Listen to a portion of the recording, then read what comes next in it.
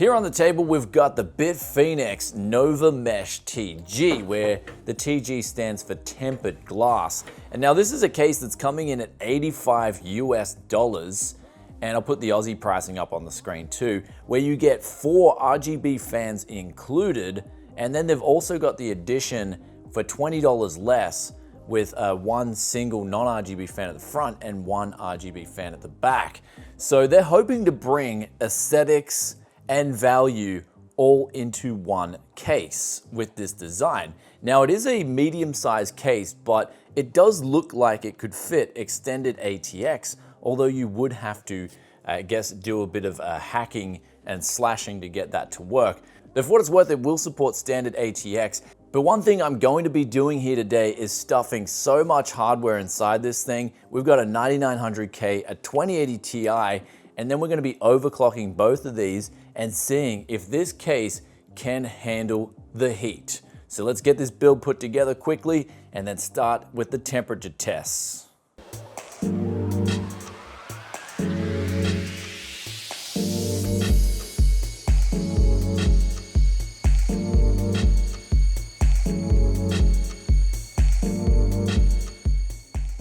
So now we've just finished building in the Nova TG Mesh, and this Noctua D15 cooler is, as you guys already know with this cooler, it is ridiculously big. And when we put the side panel on, it should just fit. So it should be okay. And it kind of actually looks pretty good with the RTX 2080 Ti Ventus below it, in that they're both massive chunky air coolers. And so they kind of give a bit of synergy with this build. But inside the front of the case here, we've got a lot of room to breathe. And I do, like I said before, believe that this could support an EATX motherboard if you're kind of into hacking things up and stuff. But one thing I will do with this case is take some points off just for the top of the case here. Even though like it looks like it could mount a 240mm or a 280mm rad, in practice you just won't be doing that, especially since most motherboards that you're going to use with those water coolers will have VRM heatsinks up the top, and you just won't clear your rad in time. So it's pretty much only suited for air coolers, or if you do mount a water cooler, you'll want to mount it on the front or on the rear, 120. And if you mount it on the front, you're only going to have a 240 or a 360 because there doesn't look like there's any brackets to fit 140mm fans or 280mm water coolers. So that's your limitations with this case. But other than that, the build did go pretty smooth. And the cable management at the back, you do have a little bit of extra room for that, except just up here, as we said, with this tight bit being sort of compressed and having a problem with water coolers, you also got a little bit of a problem with cable management. It was a little bit difficult to route this CPU 8-pin, well, 2 8-pins through here and have it so I still have my fingers intact after doing so.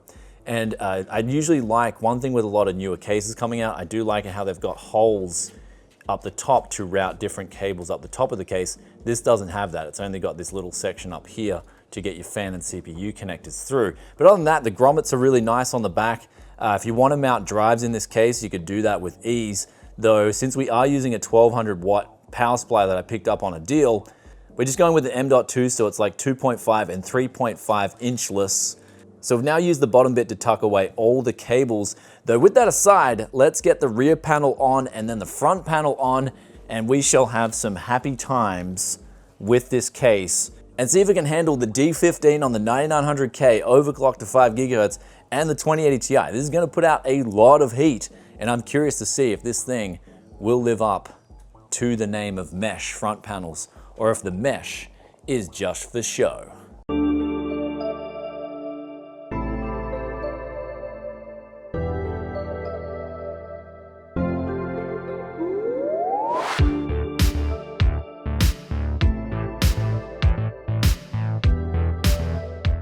So we've now finished up with the MSI Combustor benchmark, and we've been running this for 10 minutes with the side panel on versus off. And the maximum temperatures we got with the side panel on was 72 degrees, and then with the side panel off was 69 degrees.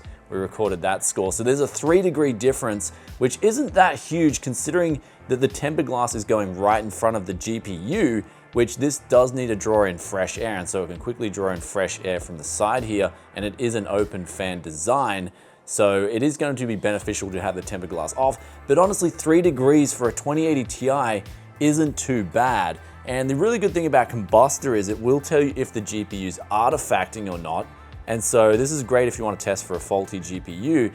This number should be 0. So you will want this to be 0 if you want a smooth gaming experience and you don't want anything to crash, or if you've got a game that's crashing and you want to rule out your GPU, this is a good GPU benchmark just to test if your graphics card could be faulty or be having issues. And we can see here, the GPU is getting loaded up to 100%. Though, I know you guys may be like, look, I want a definitive answer with this side panel on versus off. So we're gonna start running Firmark. Okay, so we're gonna check for our resolution here. Nope, doesn't have our resolution. Let's put in a custom one, 2048 by 1152. That's right, true 2K gaming.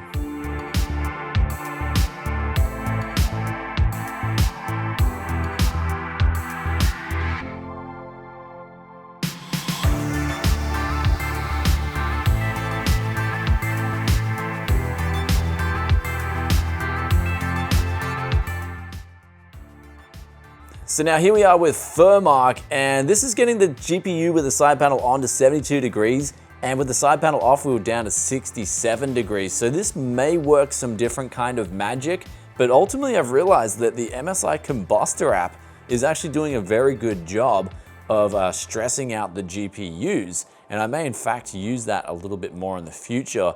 So for what it's worth, Firmark is bringing the GPU up to the same 72, but the Combustor was bringing it up to 69 with the side panel off. So that was pretty interesting to see. But with that aside, I think it's safe to say that the Nova Mesh TG is not doing a half bad job of keeping even a 2080 Ti under control. So the airflow from the front with the 3 fans and then the rear fan exhausting hot air is not doing a bad job. I'm actually quite surprised. But the last test we're gonna run now is IDA 64 with the Noctua D15. Now you may have noticed that I've had to take it down to 4.8 gigahertz. That's because I'm only using 1 fan on the CPU air cooler, and the ambience, as we said before, are pretty hot in here at 27 degrees. So I do want to kind of give it a chance of not going into the 100-degree region, but we'll still be able to, of course, get accurate results where a 9900K, even at 4.8 gigahertz, will put out a substantial amount of heat still.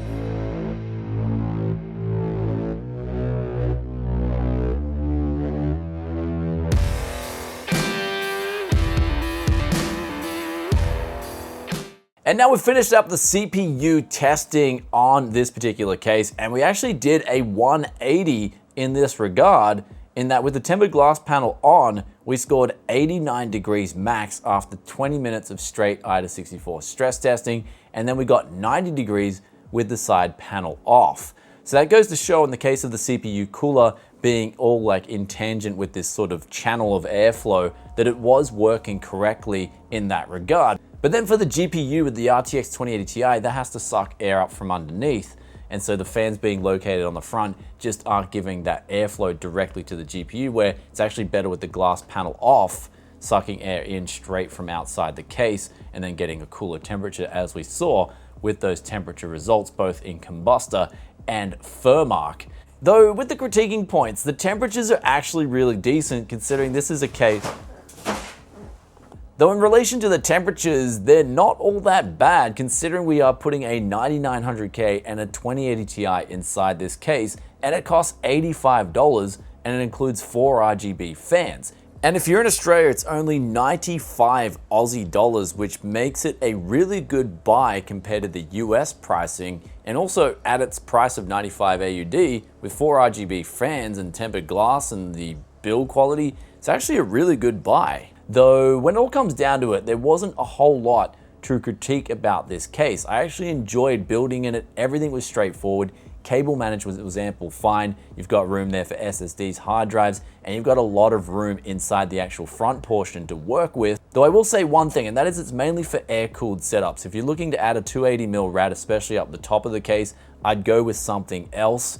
If it's any critiquing point for BitFenix, I'd like to see them just raise the case a little bit more, even if it was like 20mm. That way you could fit in up the top a 240 or 280 mil rad, and this case would then just be that much more versatile, where it can already fit a 240 or a 360 mil rad at the front. Though back to the RGB fans, this is a good and bad point about this case, is that they're all daisy chainable in that you can have them all connect to each other, the 4 fans, and then plug it off one fan header like we did on this setup here, where we plugged it from the water pump, which gives out extra voltage so it's able to power 4 fans off of one header.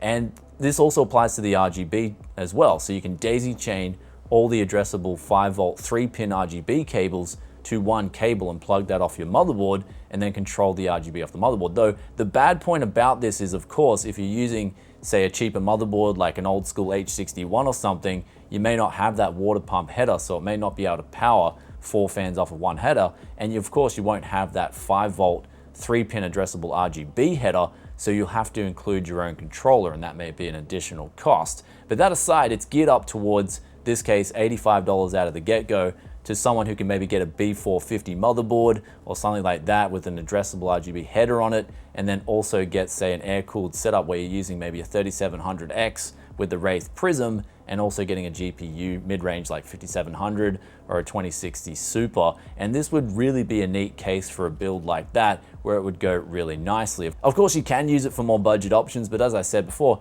you'll most likely want to get your own separate RGB controller, which admittedly, they don't cost much at all. Though other than that, I will say that BitFenix have come to the point now where they're making a great case for the money, and even for those people who want to shove in a 2080 Ti and a 9900K and really blast some heat, and it was handling that absolutely fine. The airflow is good, the mesh front panel is working well. You've got a dust filter on the bottom. The dust filter is included in the front panel, which you can take off easily. Then you've got a flap on the top. So there's 3 points of dust filter. Again, the cable management at the back, you've got ample room, but I will say that top bit, you will want to pre-route your CPU cable before you install your motherboard, as that was a little bit of a tight fit. But other than that, really not many critiquing points, as I pointed out in this video, and there is a lot to like about this case, especially a couple of years ago when I reviewed some of their cases. They weren't really geared up towards high-end components, where the airflow wasn't that great, but at the same time, they still did get that aesthetic quite good, and they're still continuing that, but they've improved on the airflow and the design of their cases. So it is good to see BitFenix doing that, and this case is a bit of a looker. And with that aside, if you enjoyed today's video, then you know what to do. Hit that like button for us. And now we got the question of the day from Tunton Tony, and he says at 1 minute and 4 seconds, no. And he's referring to the snowman video that we did. I'll put the link up here if you guys haven't seen it. And he's like, I'm always just like, why y'all use this snowman? Expressive word, use an expressive word, Arctic Esports 33. This one is way better for just €22. So I checked out your channel, Tony, and I couldn't find anything to do with the snowman cooler, which means you haven't tried it yet. So I've tried both these coolers, the Arctic and the Snowman. I would rather the Snowman any day of the week. I know it's a better cooler. It's also bigger. It's got a very quiet fan. The Arctic Esports 33, don't get me wrong, it's a nice cooler, but it's just not as good as the Snowman. That's my opinion. I think this question, though, mainly reverts back to please try something before you knock it. I think, Tony, you've just order one, man. Try it and you'll be surprised. That's just my 2 cents. And with that aside, guys, I hope you enjoyed this one. I know I asked for a like before, but if you can give us a like again, much appreciated, much obliged. And I'll catch you in another tech video very soon. And if you've made it this far and you haven't subbed already, sub button or ring the bell, it's down there. And I'll see you next time. Peace out for now. Bye.